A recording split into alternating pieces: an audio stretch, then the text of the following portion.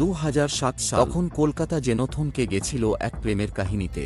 একদিকে ছিল দেশের বড় ব্যবসায়ী লাক্স কোজির মালিক অশোক টোডির মেয়ে প্রিয়াঙ্কা, অন্যদিকে ছিল রিজওয়ানুর রহমান, এক সাধারণ মধ্যবিত্ত ঘরের ছেলে, পেশায় গ্রাফিক ডিজাইনার। দুজন দুটো ভিন্ন জগতের মানুষ। কিন্তু ভালোবাসা কি আর কোনো সীমারেখা? মানে, ওদের প্রেমটা ছিল সাহসী, কিন্তু সেই সাহসের দাম যে এতটা চড়া হতে পারে তা কেউ কল্পনাও করেনি। এই কাহিনীর শেষটা এমন, যেটা শুনলে এখনও গায়ে কাঁটা দেয়। আর আমি আজকের এই ভিডিওতে বলবো কিভাবে ভালোবাসার নামে সমাজ, ধর্ম আর ক্ষমতা একসাথে মিলে এক তরতাজা প্রাণকে কেড়ে নিতে পারে। তবে একটা প্রশ্ন থেকে যায়, ভালোবাসা কি সত্যিই সব জয় করে, নাকি কিছু কিছু জিনিসের কাছে ভালোবাসাও হেরে যায়? রিজওয়ান রহমান, যিনি পেশায় একজন গ্রাফিক ডিজাইনার, তার বয়স ছিল মাত্র 27 এবং ডিজাইনের পাশাপাশি তিনি শিক্ষকতা করতেন। রিজওয়ানুর রহমান পূর্ব কলকাতার পাটজলা এলাকায় ছোট্ট একটা ফ্ল্যাটে থাকতেন। মধ্যবিত্ত পরিবারের সন্তান ছিলেন, সহজ সরল সাদামাটা জীবন তার সঙ্গে থাকতেন তার মা কিশোয়ার জাহান, বাবা এবং বড় ভাই রূপবানুর রহমান। রিজওয়ান কাজ করতেন এরিনা মাল্টিমিডিয়া কোম্পানিতে গ্রাফিক ডিজাইনার হিসেবে। পার্ক স্ট্রিট কলকাতার এমন একটা জায়গা যেখানে আলোর ঝলমলেই নামি দামি রেস্টুরেন্ট, বড় শপিং মল। তিনি এরিনা মাল্টিমিডিয়াতে কম্পিউটার গ্রাফিক্স শেখাতে, যা তখনকার দিনে খুব প্রসিদ্ধ একটা পেশা ছিলেন। মাত্র 27 বছর বয়সেই তিনি পড়াশোনার দক্ষতার জন্য অনেক ছাত্রছাত্রীর মন জয় করে নিয়েছিলেন, যার জন্য ক্রমশ তার জনপ্রিয়তা বাড়তে থাকে। তার সহজ সরলভাবে বোঝানোর ক্ষমতা এবং বন্ধুত্বসুলভ ব্যবহার ছাত্রদের খুব আকর্ষণ করত। ঠিক এই সময়ই 2004 সালে তার ক্লাসে ভর্তি হন এক 23 বছরের এক তরুণী, যার নাম প্রিয়াঙ্কা টোডি। লাক্সকজি এমন একটা নামী ব্র্যান্ড একসময়, যা সারা ভারতের প্রসিদ্ধ ছিল। সেই কোম্পানির মালিক অশোক টোডির মেয়ে প্রিয়াঙ্কা টোডি। প্রিয়াঙ্কা টোডির জীবন ছিল সম্পূর্ণ ভিন্ন রকম।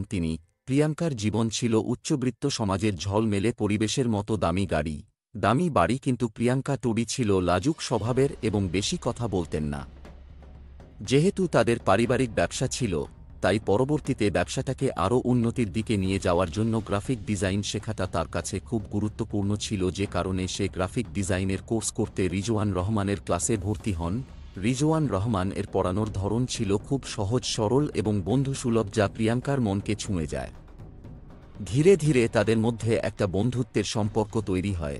সময়ের সাথে সাথে তাদের বন্ধুত্বের মাত্রা বাড়তেই থাকে।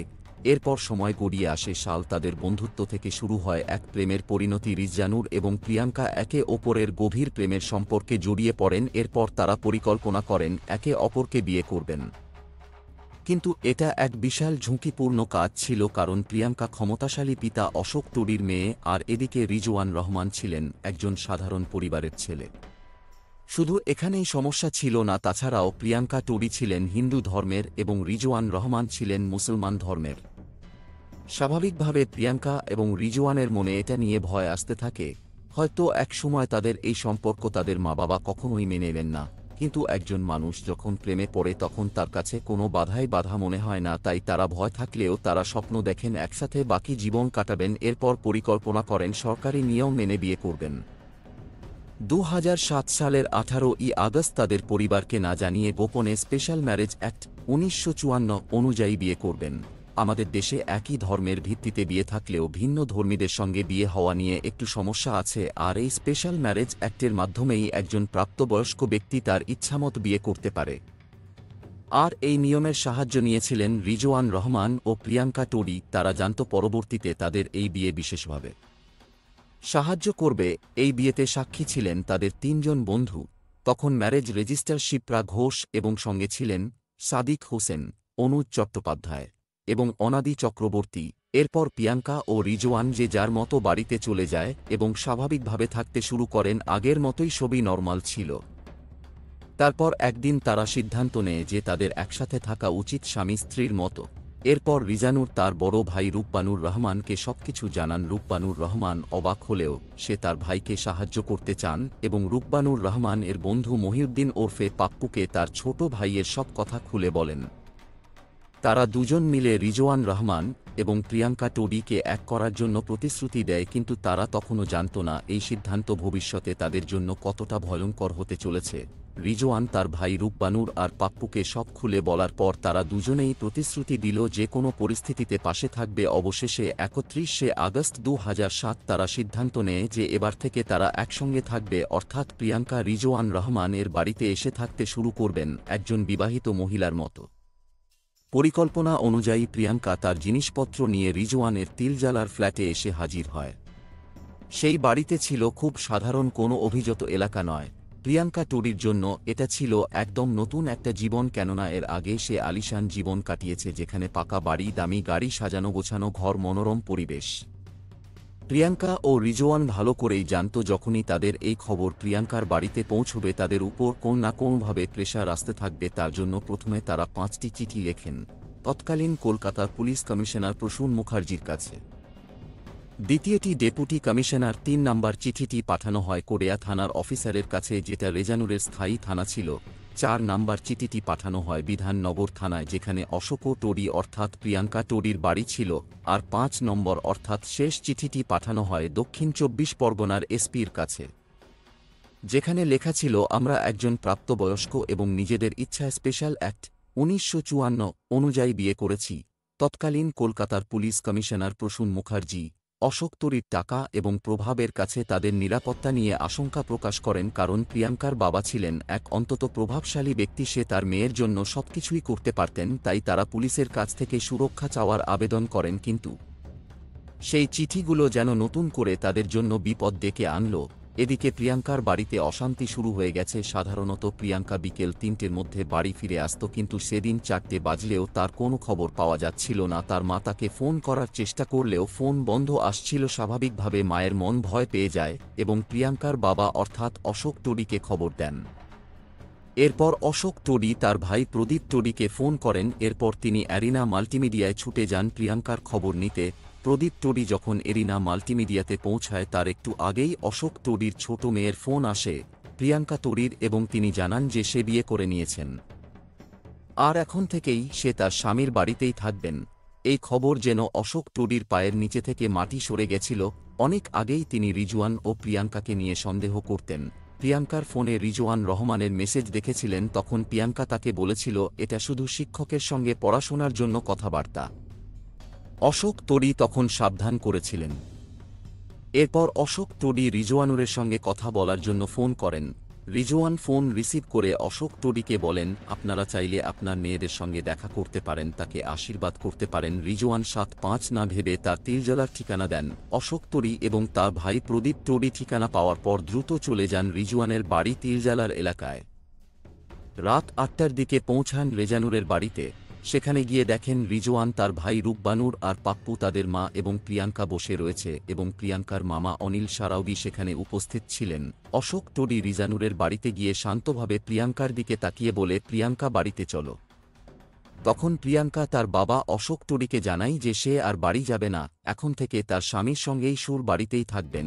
এরপর পাপ্পু প্রিয়াঙ্কার বাবা অশোক টোডিকে প্রিয়াঙ্কা ও রিজওয়ানের বিয়ের সার্টিফিকেট দেখায়। রিজওয়ানের পরিবার অশোক টোডিকে বললেন, হ্যাঁ, বিয়ের আগে পরিবারকে জানানো উচিত ছিল, কিন্তু এখন তো তাদের বিয়ে হয়ে গেছে, প্রিয়াঙ্কা চাইলে যেতে পারে, না চাইলে এখানে থাকবে, কারণ তারা দুজনই প্রাপ্তবয়স্ক এবং নিজের ইচ্ছাতেই বিয়ে করেছেন।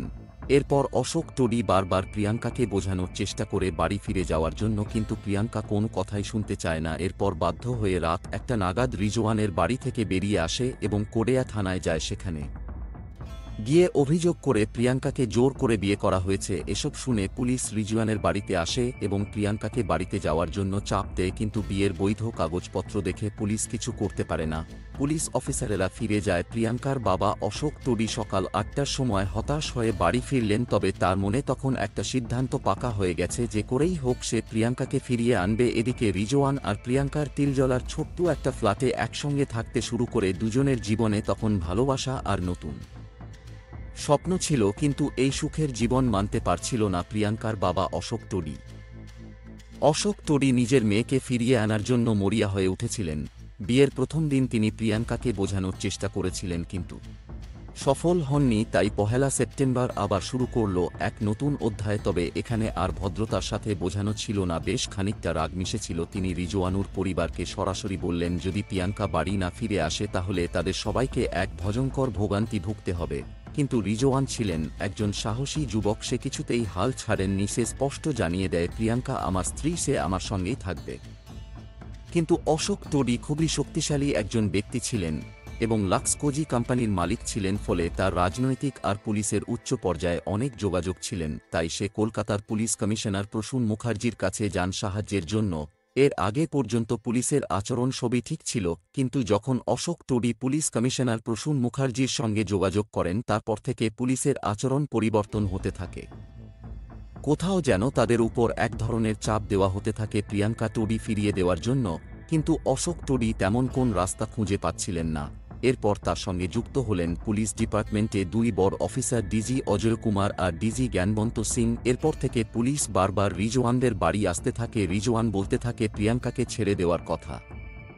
পুলিশ অফিসারেরা ওয়ার্নিং দিয়ে বলেন, রিজওয়ান যদি প্রিয়াঙ্কাকে না ছাড়া হলে তাকে গ্রেপ্তার করা হবে। এতেও রিজওয়ান হাল ছাড়েনি।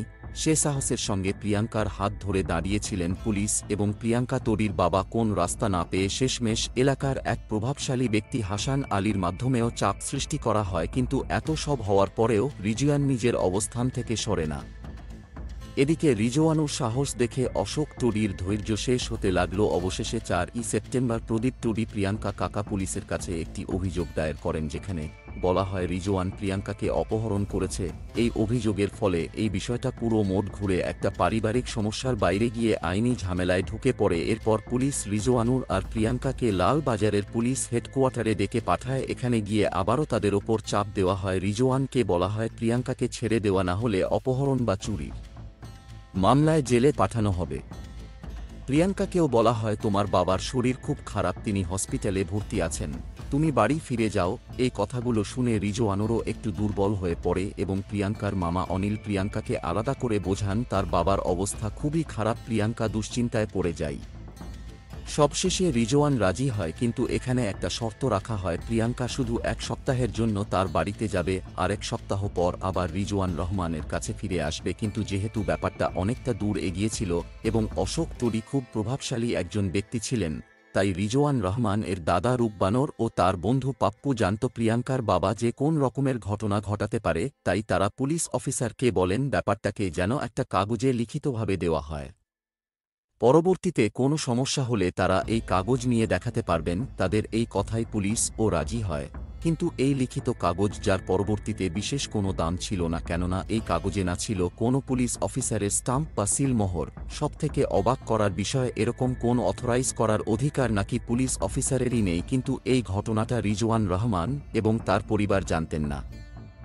এরপর 8 সেপ্টেম্বর 2007 প্রিয়াঙ্কা তার মামার সঙ্গে বাড়ি যান, কিন্তু তারা জানতেই না তার এই ডিসিশন পরবর্তীতে তার জীবনকে অন্য একটা মোড়ে এনে দাঁড় করাবেন। রিজওয়ান প্রথম ভেবেছিলেন 1 সপ্তাহ পরে প্রিয়াঙ্কা তার কাছে ফিরে আসবে এবং তারা আগের মতো একসঙ্গে থাকবেন, কিন্তু সে বুঝতে পারেনি এটা ছিল তাদের শেষ দেখা। দিন পেরিয়ে সপ্তাহ কেটে গেল, কিন্তু প্রিয়াঙ্কা আর ফিরল না। রিজওয়ানুর অনেকবার ফোন করে মেসেজ পাঠায়, কিন্তু কোন উত্তর আসে না। তখন বুঝতে পারে তাকে প্রতারিত করা হয়েছে, তবুও সে হাল ছাড়ে না। সে সিদ্ধান্ত নেয় এবার সে আইনের সাহায্য নেবে। এরপর 19 সেপ্টেম্বর রিজওয়ান রহমান একটা চিঠি লেখেন আফ্রো নামে এক মানব অধিকারী সংস্থার কাছে। চিঠিতে সে তার ও প্রিয়াঙ্কার ঘটনা খুলে বলেন এবং আরও জানান কিভাবে পুলিশ এবং টোডি পরিবার তাদের আলাদা করেছে। চিঠিতে সে এমনও লেখে, যদি আমার ধর্ম নিয়ে সমস্যা হয় তাহলে আমি হিন্দু হতেও রাজি আছি, শুধু প্রিয়াঙ্কাকে আমার কাছে ফিরিয়ে দেওয়া হোক। আমি প্রিয়াঙ্কাকে ছাড়া হয়তো আর থাকতে পারবো না। 21 সেপ্টেম্বর রিজওয়ানুর দেখা করে এপিডিআর উচ্চপদস্থ সদস্য সুজাত ও ভদ্রের সঙ্গে। মিস্টার সুজাত ভদ্র তাকে সাহস দেন এবং তিনি জানান অবশ্যই তাকে সাহায্য করবেন, এমনকি টাকা পয়সার সাহায্য করবেন। তিনি তাকে উৎসাহ দিয়ে বলেন, তুমি তোমার জীবন সঙ্গীকে ফিরে পাওয়ার লড়াই চালিয়ে যাও। এরপর রিজো সকালে বিভিন্ন কাজে বেরিয়ে পড়তেন, উকিল এবং বিভিন্ন এনজিও লোকের সঙ্গে কথা বলতেন প্রিয়াঙ্কা টোডিকে ফিরে পাওয়ার জন্য। কিন্তু এরই মাঝে ঘটে এক ভয়ানক ঘটনা। সেদিন সকাল 8:30টায় সে ঘর থেকে বেরিয়ে পড়েছিল। তারপর উকিল, এনজিও এবং বন্ধুদের সঙ্গে দেখা করেন সকাল 10:30 নাগাদ। কিন্তু এটা রিজওয়ান ও তার উকিলের সাথে শেষবার মতো কথা ছিল। হঠাৎ এর কিছুক্ষণ পরে রেলওয়ে পুলিশ কলকাতার দমদম এলাকার পাতিপুকুরের রেললাইনের কাছে একটা নিথর দেহ উদ্ধার করেন। মাথায় গভীর ক্ষত, শরীর জুড়ে নীলচে আঘাত, চারিদিকে শোরগোল পড়ে গেল। কিভাবে ঘটল এমন ঘটনা? এরপর রেল পুলিশ ঘটনাটিকে তদন্ত করেন এবং তারা জানান এই ব্যক্তিটি রেল লাইনে এসে ঝাঁপ দিয়ে পড়েছেন। এরপর যেই ব্যক্তির পরিচয় প্রকাশ পায় তখন গোটা শহরে তোলপাড় শুরু হয়ে যায়। যখন সাধারণ মানুষ জানতে পারে সে আর কেউ নয়, রিজওয়ান রহমান। কিন্তু এটা কেমন করে হতে পারে? সকালের মধ্যে যে ছেলেটা তার জীবন সঙ্গীকে ফিরে পাওয়ার জন্য আমরণ লড়াই করার স্বপ্ন দেখছিলেন, হঠাৎ কি করে আত্মহত্যা করল? এই কথাটা কেউ বিশ্বাস করতে পারছিলেন না। মাকিসোয়ার জাহান ভাই কেউই মেনে নিতে পারেননি যে তার ভাই এইভাবে হার মেনে নিতে পারেন। এরপর রেল পুলিশ রিজওয়ান রহমানের দেহ পোস্টমর্টমের জন্য আরজিকর মেডিকেল কলেজে পাঠায়। এই খবরটা সামনে আসতে পুরো শহর জুড়ে শুরু হয় প্রতিবাদের ঝড়। ছোট বড় সবার মুখেই একই ঘটনা নিয়ে আলোচনা। এই চাঞ্চল্যকর পরিবেশের মধ্যেই পুলিশ কমিশনার প্রসূন মুখার্জির এক বক্তব্য আগুনে ঘি ঢালার মতো কাজ করেছিলেন, যা এই কেসটাকে সর্বভারতীয় কেসে পরিণত করেছিল। রিজওয়ান রহমান এর এই মর্মান্তিক পরিণতির খবর আসার পর বিভিন্ন নিউজ রিপোর্টারেরা পুলিশের কাছে আসতে থাকেন। পুলিশ কমিশন প্রসূন মুখার্জি এক বিতর্কিত বক্তব্য দেন। একজন রিপোর্টারের যখন প্রসূন মুখার্জিকে প্রশ্ন করেন রিজওয়ান রহমান এবং প্রিয়াঙ্কা টোডি যখন নিজেদের সম্মতিতে বিয়ে করেছেন এবং তারা দুজনই প্রাপ্তবয়স্ক, তাছাড়া পুলিশ তাদের বিবাহের সঠিক সার্টিফিকেট দেখেছেন, তা শর্ত কেন পুলিশ তাদের সম্পর্কের মাঝে হস্তক্ষেপ করতে গেছিলেন? পুলিশ কমিশনার প্রসূন মুখার্জি জানান, এসব ক্ষেত্রে পুলিশ না ঢুকলে কে ঢুকবে? মা বাবা তাদের সন্তানকে যত্ন করে বড় করে, আর তারা যদি মা বাবাকে না জানিয়ে যে কারোর সঙ্গেই নিজের মনের মতো করে হুট করে বিয়ে করে নেয়, তাহলে কি করে হবে? কিন্তু আমাদের দেশে সুপ্রিম কোর্টের রায় আছে, যেসব মানুষ প্রাপ্তবয়স্ক তারা তার ইচ্ছামতো যাকে খুশি তাকেই বিয়ে করতে পারে। এখানে পুলিশ কোনোভাবেই তাদের সম্পর্কের মাঝে হস্তক্ষেপ করতে পারবে না। এমনকি তারা একসাথে থাকার আগেও 5টি চিঠি লিখে পুলিশের কাছে সুরক্ষা চেয়েছিলেন, কিন্তু তা সত্ত্বেও পুলিশ কোথাও যেন সঠিকভাবে তাদের সুরক্ষা দিতে পারেনি। এইসব ঘটনা জানার পর সাধারণ মানুষের মনে একটাই প্রশ্ন আসতে থাকে, কোথাও পুলিশ কিছু একটা লুকানোর চেষ্টা করছে। এরপর সাধারণ মানুষের মধ্যে ক্ষোভ জমতে শুরু করে। এরপর সারা কলকাতা প্রতিবাদ মিছিল শুরু হয়। তিল জলার রিজওয়ান রহমানের ঘটনা নিয়ে যে সাধারণ একটা ছেলে ভালোবাসার জন্য সমাজের সকল বাধা অতিক্রম করতে চেয়েছিলেন, সে আর বেঁচে নেই। পুলিশ জানান রিজওয়ানুর আত্মহত্যা করেছেন, কিন্তু সাধারণ মানুষ এটা বিশ্বাস করতে পারেনি। এমনকি রিজওয়ান ওর মা কিশোয়ার জাহান আর ভাই রূপবানুর তো মেনেই নিতে পারেননি। তারা তাদের পরিবারের এমন মর্মান্তিক ঘটনা ঘটা সত্ত্বেও তারা চুপ থাকেনি। সোজা কোড়িয়া থানায় গিয়ে অভিযোগ দায়ের করেন প্রিয়াঙ্কার বাবা অশোক টোডির বিরুদ্ধে। তারা স্পষ্ট বলেন, আমার ছেলে সুইট করেনি, তাকে পরিকল্পিত হত্যা। পরের দিন 22শে সেপ্টেম্বর পোস্টমর্টেম রিপোর্ট প্রকাশিত হয়। রিপোর্টে বলা হয় রিজওয়ানুর শরীরে একাধিক আঘাতের চিহ্ন পাওয়া গেছে। এসব চিহ্ন নাকি ট্রেনে দুর্ঘটনার সঙ্গে মিলে যায়।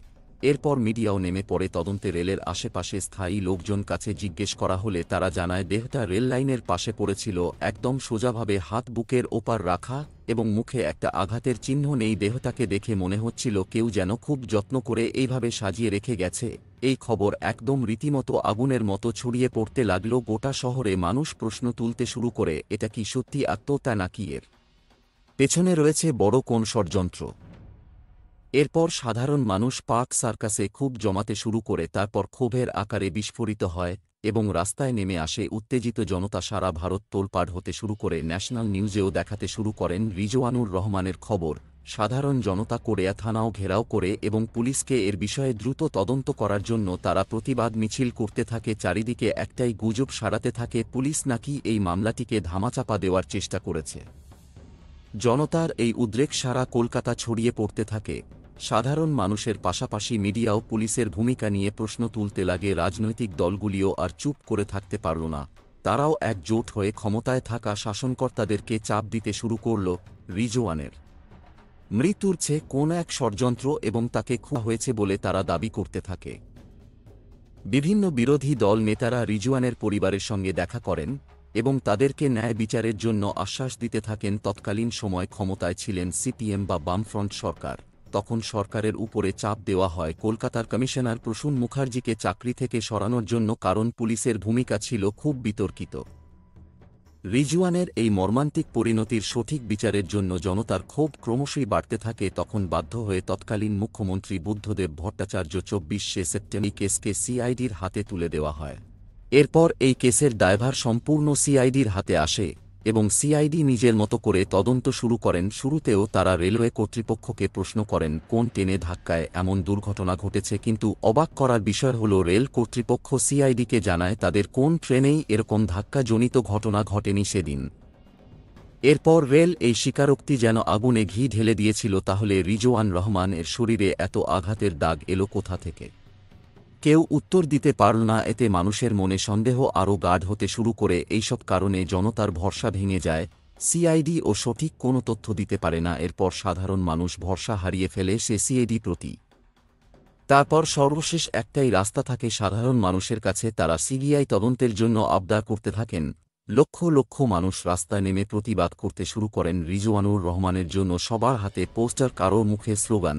কলকাতার রাস্তায় তখন শুধু শোকের ছায়া ছিল, একটা অদম্য রাগ। অন্যায়ের বিরুদ্ধে গর্জে ওঠা লাখো কণ্ঠের আওয়াজ রিজওয়ান রহমানের জন্য, সাধারণ সমস্ত মানুষের জন্য যেন স্বপ্ন দেখা এবং ভালোবাসা। স্বাধীনতা নিয়ে প্রশ্ন উঠতে শুরু করে। রিজওয়ানুর এর এই ঘটনা সাধারণ মানুষের মধ্যে এক ধরনের ক্ষোভ প্রকাশ করে। কোথাও যেন এমন মনে হয় ক্ষমতার কাছে সত্যি হেরে যাচ্ছে সত্যিকারের ভালোবাসা। এরপর মিডিয়া এবং সাধারণ মানুষের চাপে পড়ে এবং পরিবার আদালতের কাছে সিবিআই তদন্তের জন্য দ্বারস্থ হন। এরপর 16ই অক্টোবর 2007 কলকাতা হাইকোর্ট সিবিআই তদন্তের নির্দেশ দেয়। এরপর শুরু হয় সিবিআই-এর তদন্ত। প্রায় আড়াই মাস তদন্তের পর 4ই জানুয়ারি 2008 তাদের রিপোর্ট আসে। রিপোর্টে বলা হয় রিজওয়ানুর আত্মহত্যা, কিন্তু এই মর্মান্তিক ঘটনার পেছনে ছিল মানসিক চাপ। আর এই মানসিক চাপ সৃষ্টি করেছিলেন তার অশোক টোডি, তার ভাই প্রদীপ টোডি এবং অনিল সাওরাগে আর মহিউদ্দিন ওরফে পাপ্পু। হ্যাঁ, এই সেই পাপ্পু, রিজওয়ানের দাদা রুকবানুর রহমানের বন্ধু। সিবিআই-এর তদন্তে এনার বিরুদ্ধে উঠে আসে এক চাঞ্চল্যকর ঘটনা। যে ঘটনা সম্বন্ধে প্রিয়াঙ্কার টোডিও জানিয়েছিলেন। তিনি বলেছিলেন, আমি রিজওয়ান রহমানকে ভালোবাসতাম, কিন্তু আমাদের এই সম্পর্কের এমন মর্মান্তিক পরিণতি হতো না যদি তার দাদা রুকবানুর রহমান এবং উনার বন্ধু পাপ্পুকে আমাদের এই ঘটনা না জানাতাম। সিবিআই আরও জানায় পরবর্তীতে পাপ্পু 11 লাখ টাকা নিয়েছিল অশোক টোডির কাছ থেকে এই বিয়ে ভাঙার জন্য। একবার 5 লাখ, আরেকবার 6 লাখ। এরপর আরও এক চাঞ্চল্যকর ঘটনা ঘটে। যখন প্রিয়াঙ্কা 7 দিনের জন্য তার মামা বাড়িতে যায়, তারপর আর ফিরে আসে না, তখন প্রিয়াঙ্কা রিজওয়ান রহমানকে ফোন করে জানান পম্পিকে। প্রিয়াঙ্কার এরকম প্রশ্ন শুনে এর রীতিমতো রিজওয়ানা রহমান হতবাক হয়ে যান। আসলে পম্পি ছিল রিজওয়ান রহমান এর পুরনো গার্লফ্রেন্ড, যার সঙ্গে অনেক আগেই ব্রেকআপ করেছিলেন রিজওয়ান। তাছাড়া ততদিনে পম্পিরও অন্য কারো সঙ্গে বিয়ে হয়ে গেছিল। আসলে টোডি পরিবার চাইছিলেন যে করেই হোক প্রিয়াঙ্কা টোডি এবং রিজওয়ানের মধ্যে সম্পর্কের বিচ্ছেদ করাতে। এর জন্য পম্পির কথা তুলে প্রিয়াঙ্কার মনে রিজানুরের বিরুদ্ধে বিষ ঢালছিলেন। এমনকি প্রদীপ কোডিং, প্রিয়াঙ্কার কাকা, পম্পির কাছে গেছিলেন যাতে করে সে প্রিয়াঙ্কার কাছে রিজওয়ানের সম্বন্ধে বিভিন্ন দ্বন্দ্বমূলক কথা বলেন। রিজওয়ান রহমানকে প্রিয়াঙ্কার কাছে খারাপ প্রমাণ করা যায় এবং প্রিয়াঙ্কা এটা শুনে মানসিকভাবে ভেঙে পড়ে আর রিজওয়ান রহমান থেকে মানসিকভাবে দূরে সরতে থাকেন প্রিয়াঙ্কা টোডি। এরপর সিবিআই প্রিয়াঙ্কার বাবা অশোক টোডি ও তার কয়েকজন আত্মীয় আর কিছু পুলিশ অফিসারের বিরুদ্ধে অভিযোগ তোলেন যে তারা রিজওয়ানকে মানসিকভাবে চাপ দিয়ে এমন এক পরিস্থিতিতে ঠেলে দিয়েছিল যার কারণে রিজওয়ান মৃত্যু মুখে দাঁড়িয়েছিলেন। তার বিরুদ্ধে হুমকি দেওয়া হয়েছিল এবং পরিকল্পনা করে ঘটনাটি ঘটানোর মতো অভিযোগ আনা হয়েছিল। কলকাতা হাইকোর্ট শুরুতে চেয়েছিল এটা যেন খুনের হিসেবে দেখা হয়, কিন্তু 2011 সালে সুপ্রিম কোর্ট জানিয়ে দেয় মামলাটি চলবে শুধু আত্মহত্যা প্ররোচনায়। বর্তমানে খুনের অভিযোগ বাদ পড়েছে, শুধু আত্মহত্যা, প্রতারণা ও হুমকির মামলাগুলি চলছে আদালতে। এই ঘটনা চলাকালীন আরেকটি অদ্ভুত ঘটনা আসে। যিনি রিজওয়ান রহমান এর দেহকে প্রথম দেখেছিলেন, অরিন্দম মান্না, তিনি রেল পুলিশের সাব ইন্সপেক্টর ছিলেন এবং প্রথম তদন্তেও যুক্ত ছিলেন, কিন্তু কিছুদিন পরে তিনি আর জীবিত ছিলেন না। রেল লাইনের ধারে তার মৃতদেহ পাওয়া যায়। পুলিশের এই ঘটনাকেও আত্মহত্যা বলে উল্লেখ করে, তবে এই ঘটনাকে বেশি রহস্য রয়েছেন, কেননা তিনি রিজওয়ান রহমানের এই ঘটনার একজন পরোক্ষ সাক্ষী ছিলেন। তার এই মর্মান্তিক পরিণতি আকস্মিক ছিলেন নাকি কোনো পরিকল্পিত ছিল, যা নিয়ে এখনও রহস্য রয়েছে সাধারণ মানুষের মধ্যে। কোন প্রকার অপরাধী ঠিক নয়, অপরাধ থেকে দূরে থাকার চেষ্টা করুন, নিজেকে সর্বদা সচেতন রাখুন। এই ভিডিওটা শুধুমাত্র শিক্ষার জন্য তৈরি করা হয়েছে। ভিডিওতে দেওয়া সমস্ত তথ্য ইন্টারনেটে সবার জন্য উন্মুক্তভাবে রয়েছে। ভিডিওটি যদি ভালো লাগে তাহলে অবশ্যই লাইক করে চ্যানেলটিকে সাবস্ক্রাইব করবেন আর আপনার মূল্যবান মতামত অবশ্যই কমেন্ট বক্সে জানাবেন আর বেশি বেশি করে শেয়ার করবেন যাতে আরও মানুষের ভিডিও দেখে সচেতন থাকতে পারে।